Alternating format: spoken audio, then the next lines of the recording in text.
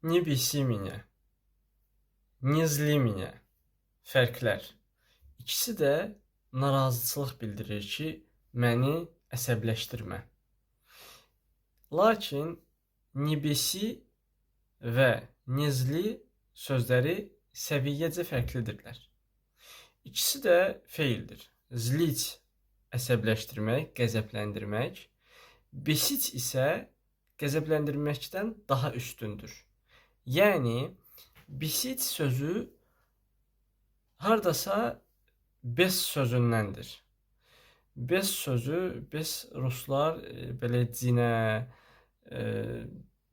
belə onların da öz dillərində gözə görünməyən belə qara qüvvələri var da, belə deyək. Bes deyirlər ona. Deyir, yəni məni cinnətmə, məni dəllətmə. O cür mənada. Beləliklə, nibisiminə, məni cinnətmə.